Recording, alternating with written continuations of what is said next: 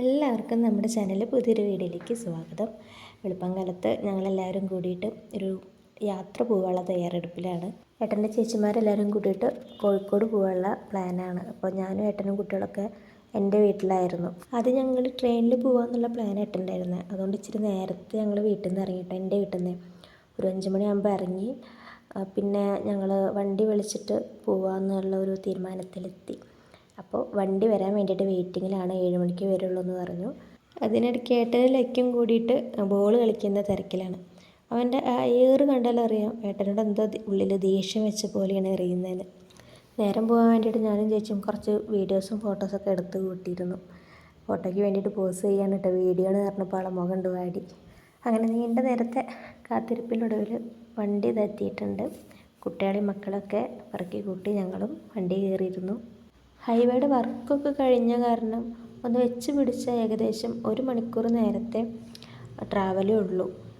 Correct കോഴിക്കോടല്ല, Ramanattukara, അവിടേക്ക് ഞങ്ങൾക്ക് പോകാനുള്ള ഒരു റിലേറ്റീവിനെ കാണാൻ.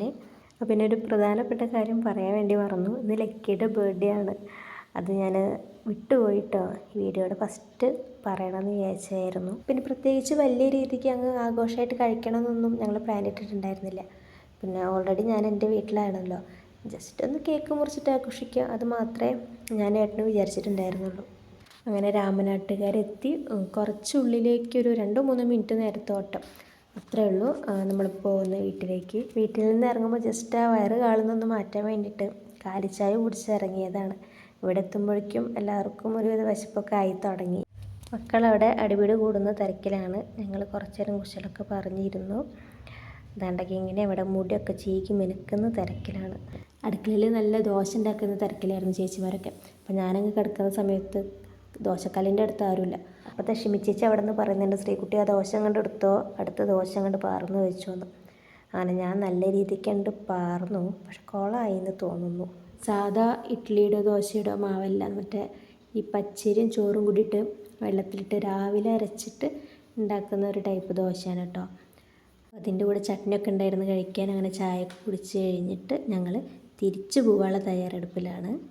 തിരിച്ചു വരുന്ന വഴിക്ക് 1-2 സ്ഥലത്ത് കയറണം എന്നൊക്കെ ഞങ്ങൾ തീരുമാനിച്ചിട്ടുണ്ടായിരുന്നു. പക്ഷെ അത് നല്ല രീതിക്ക് അങ്ങോട്ട് കോളമായി കിട്ടി. ബീച്ചിലേക്ക് പോകണമെന്നൊന്ന് വിചാരിച്ചിട്ടുണ്ടായിരുന്നു, അതും നടന്നില്ല. അപ്പോൾ ആ വിഷമമൊക്കെ കൊണ്ട് മാറ്റാൻ വേണ്ടിയിട്ട് ഞങ്ങൾ ഉച്ചയ്ക്ക് നല്ല ഒരു ബിരിയാണി കഴിക്കാൻ വേണ്ടിയിട്ട് ഒരു ഹോട്ടലിൽ നിർത്തിയായിരുന്നേ. പ്ലേറ്റുകളും ഗ്ലാസ്സുകളും അച്ചാറും കച്ചമ്പറൊക്കെ കൊണ്ടുവന്ന് വെച്ച് ബിരിയാണിക്കുള്ള വെയിറ്റിംഗ് ആണ്. ഞങ്ങളുടെ ഏരിയയിലൊക്കെ മിക്ക ഹോട്ടലിലും ബിരിയാണിയിൽ ചിക്കൻ വറുത്തിട്ടായിരിക്കും കേട്ടോ ഉണ്ടായിരിക്കുക. ഇവിടെ നല്ല വെന്ത ചിക്കനല്ലേ നമുക്ക് ബിരിയാണിയിലൊക്കെ കിട്ടുക. നല്ല സ്മെല്ലുണ്ടായിരുന്നു കേട്ടോ അതിൻ്റെ. ഇവിടെ ചേച്ചി പറയുന്നുണ്ടായിരുന്നു, ഓണറോട് പറയണം ബിരിയാണിയൊക്കെ നല്ല സൂപ്പറായിരുന്നു, പക്ഷേ ചിക്കനൊന്ന് വറുത്തിട്ട് വയ്ക്കായിരുന്നു എന്ന്. അപ്പോൾ ഏട്ടനവിടെ കളിയാക്കി പറയുന്നുണ്ട്, ഈ ഭാഗത്തൊക്കെ ബിരിയാണി ഇങ്ങനെ കിട്ടുക, ഇതാണ് ബെസ്റ്റ് ബിരിയാണി എന്നൊക്കെ പറയുന്നുണ്ടായിരുന്നു. അങ്ങനെ തിരിച്ച് ഞങ്ങൾ വീട്ടിലേക്ക് പോകുന്ന വഴിക്ക് ഒരു ബേക്കറി കയറിയിട്ട് ലക്കിക്ക് വേണ്ടിയിട്ടൊരു കേക്ക് വാങ്ങിയിട്ടോ. തിരിച്ചു പോകുന്ന വഴിക്ക് കർമ്മ റോട്ടിൽ ഇറങ്ങാം, അവിടെ വെച്ചിട്ട് കേക്ക് കട്ട് ചെയ്യാം. വരുന്ന വഴിക്കിനി വേറെ എവിടേക്കും കയറിയില്ല എന്നുള്ള പരാതിയും വേണ്ട, ജസ്റ്റ് അവിടെയൊക്കെ ഒന്ന് കണ്ടിട്ട് തിരിച്ച് പോരാന്നുള്ള പ്ലാനായിരുന്നു. ഏകദേശം ഒരു 2:30-3 മണിയായി ഞങ്ങൾ കർമ്മ റോട്ടിലെത്തുമ്പോൾ കേട്ടോ. പിന്നെ ഞങ്ങൾ ചേച്ചിമാരും കുട്ടികളും ഏട്ടനും ഞാനൊക്കെ തന്നെയല്ലേ ഉണ്ടായിരുന്നുള്ളൂ. അപ്പോൾ അവർക്ക് കഴിക്കാമെന്നുള്ള പാകത്തിൽ ഒരു ചെറിയ കേക്കാണ് വാങ്ങിയിട്ടുണ്ടായിരുന്നത്. അപ്പോൾ അതും എടുത്തുകൊണ്ട് ഞങ്ങൾ അവിടെ കുറച്ച് ഇറങ്ങിയിട്ട് പുഴയുടെ വക്കത്തേക്ക് നിൽക്കാമെന്ന് വിചാരിച്ചിട്ട് കുറച്ച് ഇറങ്ങിയിട്ട് കേക്കും കാര്യങ്ങളൊക്കെ സെറ്റ് ചെയ്ത് വയ്ക്കുകയാണ്. ബ്ലാക്ക് ഫോറസ്റ്റാണ് വാങ്ങിയത്. അവിടെ എൻ്റെ വീട്ടിലവിടെ പാപ്പൻ്റെ മക്കളൊക്കെ ഉണ്ട്, അപ്പോൾ അവരും അവിടെ വെച്ചിട്ടൊരു കേക്ക് മുറിക്കണമെന്ന് പറഞ്ഞിട്ടുണ്ടായിരുന്നു. അപ്പോൾ അവിടെയും കേക്ക് വാങ്ങും എന്നുള്ളത് കൊണ്ട് ചെറിയ കേക്ക് തന്നെയാണ് കേട്ടോ വാങ്ങിയത്. മിക്കവാറും ഇതൊക്കെ ലക്കി തന്നെ തിന്ന് തീർക്കും. ആദ്യമായിട്ടാണ് ഒരു ബർത്ത്ഡേ സെലിബ്രേഷൻ പുറത്ത് വെച്ചിട്ടൊക്കെ കേക്ക് മുറിക്കുന്നത്.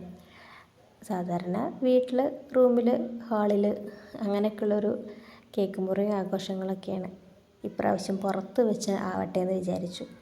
അങ്ങനെ കേക്കൊക്കെ മുറിച്ച് കഴിഞ്ഞ് എല്ലാവരും ഒരു ചെറിയ പീസൊക്കെ വെച്ചിട്ട് ലക്കിയുടെ വായിൽ കൊടുക്കുന്നുണ്ട്. അവനത് നല്ല രീതിക്ക് മുതലാക്കി എടുക്കുന്നുണ്ട്. എല്ലാവരും കയ്യിൽ നിന്ന് കേക്ക് വാരി കഴിച്ചിട്ട് ഈ പിറന്നാളിൻ്റെ അന്ന് രാത്രി അവന് വയറുവേദനയായിരുന്നു. കാരണം കേക്ക് കഴിക്കുന്ന പോലെയല്ല, സാധാ ഈ ചോറ് കഴിക്കുന്ന പോലെയാണ് അവന് കേക്ക് കിട്ടിയാൽ കഴിക്കുക. കൊടുക്കാതിരിക്കാനും പറ്റത്തില്ല. പിന്നെ അതിനായിരിക്കും അവൻ്റെ അടുത്ത വാശി. നല്ല കണ്ട ആ ക്രീമിൻ്റെ ഭാഗം മൊത്തം ഇരുന്ന് കുത്തി കയറ്റുകയാണ്. അങ്ങനെ ബാക്കിയുള്ള കേക്ക് ഞങ്ങളെല്ലാവരും കഴിച്ചിട്ട് ഒരു കഷ്ണം ഡ്രൈവർക്കും കൊടുത്തു.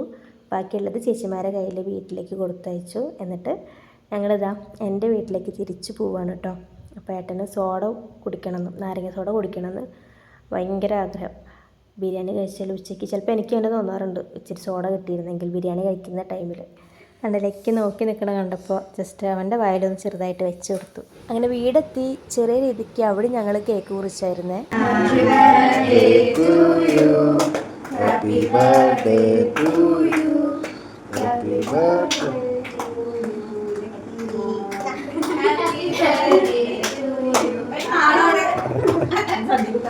അല്ല അവര് വിളിക്കട്ടെ.